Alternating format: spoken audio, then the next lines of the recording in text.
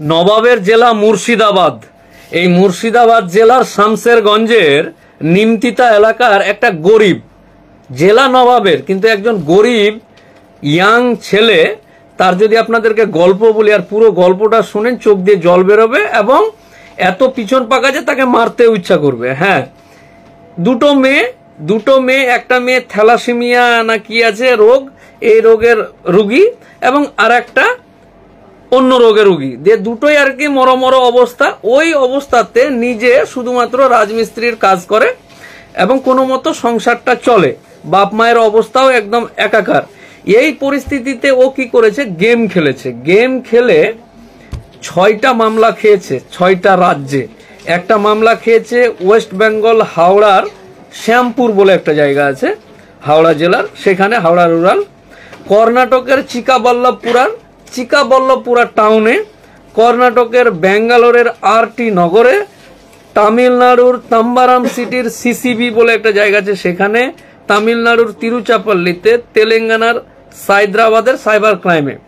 এবং শুধু সে নয়, তার স্ত্রীর অ্যাকাউন্টে ওই গেম খেলে টাকাটা নিজে করলো, যে তার স্ত্রীর অ্যাকাউন্টেও মামলা খেয়েছে তামিলনাড়ুর তাম্বারাম সিটিতে।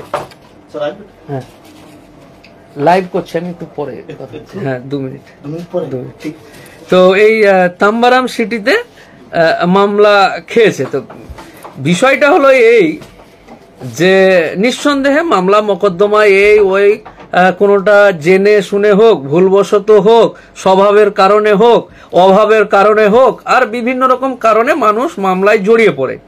আমার বক্তব্য হলো এই যে এইরকম পরিস্থিতিতে একটা গরিব ছেলে গেম খেলে বড়লোক হওয়ার ইচ্ছাতে বা লোভে এই 6টা রাজ্যের 6 জায়গায় মামলা খেয়েছে। এই 6 রাজ্যের 6টা জায়গাতে যে মামলা খেয়েছে, প্রথমে যখন আসলো তখন মামলা খেয়েছে এক জায়গায়, বললো চিকাবল্লপুরা কর্ণাটকে। পরবর্তীতে চেক করে দেখা গেল যে এই যে 6টা মামলা খেয়েছে 6 জায়গাতে। এই 6টা জায়গায় যখন মামলা খেলো তাকে বলা হয়েছিল, বা আমি বলেছিলাম, এই যে দেখেন, এই যে এরকম করে একদম লেখা আছে, এই যে অ্যাকাউন্ট নাম্বারে কোথায় কোথায় মামলা খেয়েছে, কি ব্যাপার, কার টাকা কিভাবে এসছে, কি কোন জায়গায় ঢুকেছে, এরকম করে ডিসপিউট অ্যামাউন্ট ওই সবকিছু এগুলোতে লেখা থাকে। মামলা নিজের ইচ্ছায় বা অকারণে কোনো রকম মামলা হয় না, কিন্তু যখন আসে তখন বলে যে না, আমার একটাই মামলা হয়েছে বা একটা মামলা হয়েছে, এই মামলাগুলো ঠিক করতে হবে। পরবর্তীতে যারা গেম খেলে একটা মামলা খেয়েছে, যে মামলাটা করলো না, পরবর্তীতে যতবার টাকা ঢুকেছে ততবার মামলা হবে বিভিন্ন জায়গা থেকে। আমি বোঝাতে পারছি কিনা, এই যে দেখেন, একটা গেম খেলে এই যে 5 বার টাকা ঢুকেছে, 5 বার, একবার 300 টাকা, একবার 600 টাকা, একবার 900 টাকা, একবার 1000 টাকা, একবার আর কিছু টাকা। তো এই 5 বার এই 300 টাকাটার কেস খাবে গুজরাট থেকে, এটা খাবে কেরালা থেকে, এটা খাবে তামিলনাড়ু থেকে, এটা খাবে আরো কোথাও থেকে, বিহার থেকে, এটা ঝাড়খণ্ড থেকে। তো এইরকম করে মামলাগুলো হবে। কিন্তু এই ক্ষেত্রে আমি বারবারই যারা গেম খেলে তাদেরকে বুদ্ধি দিই যে যখনই একটা মামলার খবর পেয়েছো বা অ্যাকাউন্ট লিন ফ্রিজ হয়েছে বা আর কিছু হয়েছে, তখনই দ্রুত এই মামলাগুলোকে মেটাতে হবে। মানে এই 4টা ধরুন, এই 4টা, এই যে এই ভদ্রলোক এত গরিব যে 50 টাকা হারিয়েছে, সাথে সাথে 1930-তে কল করে ফোন করেছে এবং আপনার অ্যাকাউন্ট ক্লোজ হয়ে গেছে। আমার ধরুন টাকা পয়সা আছে, আমি সোম মঙ্গল বুধ বৃহস্পতি শুক্র আমার অফিস, আমি এই দিন আমারও 50 টাকা হারিয়েছে, কিন্তু আমি এখন মামলা করব না, একবারে রোববারে গিয়ে থানাতে গিয়ে মামলা করব।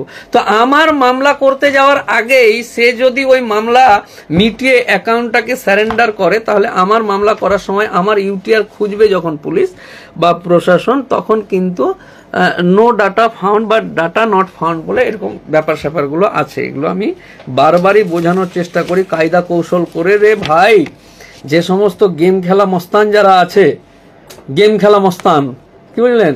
তো এই গেম খেলা মস্তানেরা যারা গেম খেলে অ্যাকাউন্ট ফ্রিজ ট্রিজ হয়েছে বা মামলা মোকদ্দমা খেয়েছে, তাদেরকে অতি দ্রুত ঝড়ের গতিতে তুরন্ত এক্ষুনি এই মুহূর্তে 1 সেকেন্ডের মধ্যে মামলা শেষ করতে হবে। আজকে জানতে পেরেছে মানে কালকেই গিয়ে ওখানে গিয়ে দেখে শুনে সব ঠিকঠাক করে গলায় গামছা দিয়ে মাপ টাপ চেটে ভাই ওই বা আইনি যা পদ্ধতি আছে সেই কৌশলগুলো অবলম্বন করে মামলাটাকে মিটিয়ে অ্যাকাউন্টটাকে সারেন্ডার করা।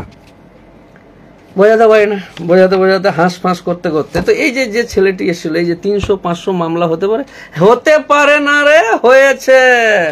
রঞ্জন কুমার, এই যে এটা গেল, এটা হলো শামশেরগঞ্জ নিমতিতা নাকি, না কোথায় রে এর বাড়ি রে? বাসুদেবপুর, কিন্তু নতুন শিবনগর, নিমতিতা, মুর্শিদাবাদ। এই আরো আপনাদেরকে বলি, একটা লোকের 3টা মামলা হয়েছে। এই যে 3টা, 1, 2, 3। একটা মামলা হয়েছে গুজরাটের ভাব্যনগর, একটা তামিলনাড়ুর আবাদি সিটি, একটা ঝাড়খণ্ডের দেওঘর। তো এই যে গেম খেলা মস্তান যারা আছে, তো এই গেম খেলা মস্তানে এটা চেক করা হয়নি, উনি চেক করে এনেছে যে 3টা খেয়েছে। তো এইরকম দেখেন যে এই মামলাটি, ধরুন এই 3টা মামলা হয়েছে, এই 3টা মামলা আজকে করলো না বা কালকে করলো না বা গুরুত্ব দিল না। এই মামলাগুলো কিন্তু 1 মাস করে, এর ধরুন এর 3টা মামলা, এই যে দেখেন 1, 2, 3, একটা লোকের 3টা মামলা। কোথায় কোথায় হয়েছে? গুজরাটে, তামিলনাড়ুতে আর ঝাড়খণ্ডে।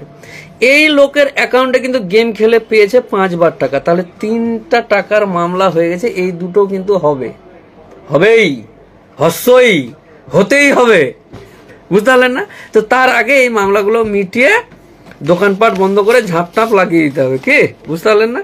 তো এইরকম করে বারবারই বোঝানোর চেষ্টা করছি আমার সমস্ত দর্শক এবং ভাই যারা আছে তাদেরকে, যে সাইবার ক্রাইমের যে সমস্ত মামলাগুলো হচ্ছে এগুলো কিন্তু অতি দ্রুত করতে হবে। কিসমত আলী মন্ডল ভাই দেখছে হাসনাবাদ থেকে, থ্যাংক ইউ।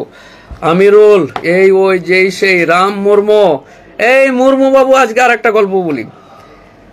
আমাদের বীরভূমের সাইডে খাদান আছে, বুঝলেন না, কয়লা খাদান, অমুক তুমুক। আজকে উত্তরাখণ্ডের এক জায়গায় কোতোয়ালিতে মামলা করতে গেছে। তো উত্তরাখণ্ডে যে মামলা করতে গেছে, গল্পগুলো শুনেন। আদিবাসী সম্প্রদায়ের মানুষ, অত্যন্ত গরিব এবং পিছিয়ে পড়া শ্রেণীর এক ভাই কি করেছে না, তো চাকরি দিবে, রেলে চাকরি দিবে বলে এক ছেলে ওদের এলাকার ঠগিয়েছে, বললো 50,000 টাকা দাও, তোমাকে রেলে চাকরি দিব। এই বলে কিন্তু কলকাতা ওকে নিয়ে চলে আসে হোটেলে এসে আবার 9 লাখ টাকা নেয়। 9 লাখ টাকা দিয়ে বিভিন্ন রকম ডুপ্লিকেট কাগজপত্র দিয়ে 1-1.5 মাস শিয়ালদাতেই হোটেলে বসে খাইয়েছে, 9 লাখ টাকা নিয়ে নিয়েছে। এবং ওর সমস্ত কাগজপত্র নিয়ে, মানে ওই মুর্মু সাহেবের সব কাগজপত্র নিয়ে নিজে একটা ব্যাংকে অ্যাকাউন্ট খুলে, ওই অ্যাকাউন্টের কন্ট্রোলার ওই চিটার যে চাকরি দিবে বলে কাগজপত্র নিয়ে এসছে বা টাকা নিয়েছে, এদিকে ডাইরেক্ট নুরুল হাসান অ্যাডভোকেট এদিকে ডাইরেক্ট 9 লাখ টাকা নিয়ে খেয়ে নিল, যে মিথ্যা কাগজপত্র দিয়ে চাকরি হবে বলে কলকাতায় বসিয়ে রেখেছে। আবার ফোড়ার উপর বিষ ফোড়া, কেমন যে ও আবার নতুন করে অ্যাকাউন্ট খুলিয়েছে মুর্মুর, ওই অ্যাকাউন্টে উত্তরাখণ্ডের 17 লাখ টাকা ওর অ্যাকাউন্টে ট্রান্সফার করে চুরি করে নিয়েছে, নিয়ে আবার ওই চিটার বের করে নিয়েছে। আর এ কিন্তু হাবাগোবা আডিমজ কুড়া বা রোডদা কুড়া, এ কি করেছে, এই আডিমজ কুড়া কিন্তু কলকাতায় থেকে গেছে, এর কাগজপত্র লুট হয়ে বাড়ি গেছে, যে না না এতদিন ধরে বসে আছি, যাই বাড়ি যাই। উত্তরাখণ্ডের পুলিশ এসে ওইখান থেকে অ্যারেস্ট করে নিয়ে গেছে। এখন 2 মাসের মতো হয়ে গেল। আজকে আমাদের উকিলবাবু গেছে, দেখাশোনা করছে, কথা বলছে ওইখান থেকে কিভাবে মামলা মোকদ্দমা করে জেল থেকে ছুটিয়ে আনা যায়। বলে দিয়েছি যে ব্যাগ নিয়ে চলে যা, একদম বিছনা পেতে দে, বডি ফেলে দে, লম্বা হয়ে শুয়ে যা, একেবারে যেন জেল থেকে আনা যায়। তো এইরকম পরিস্থিতি, প্রতারণা বা প্রতারক জিনিসগুলো ঘটছে চারিদিকেই। চেহারার ভিতরে চেহারা, বুঝতে পারলেন না, সামনে ফর্সা ভিতরে কালো। তো চেহারার ভিতরে চেহারা আছে, এই চেহারার ভিতরে চেহারা বা বন্ধুরূপী যে সমস্ত প্রতারক আছে, চিটার আছে, বদমাস আছে, এদেরকে কিন্তু চিহ্নিত করতে হবে এবং সুস্থভাবে জীবনযাপন করার চেষ্টা করতে হবে। আমি বোঝাতে পারলাম কি আপনাদের সবাইকে, যে চেহারার ভিতরেও চেহারা আছে, এবং যে সমস্ত বন্ধুরূপী মানুষগুলো আপনাকে বিভিন্ন রকম ডকুমেন্ট চায় বা এই করে, তাদের কাছ থেকে একটু বেঁচে থাকতে হবে।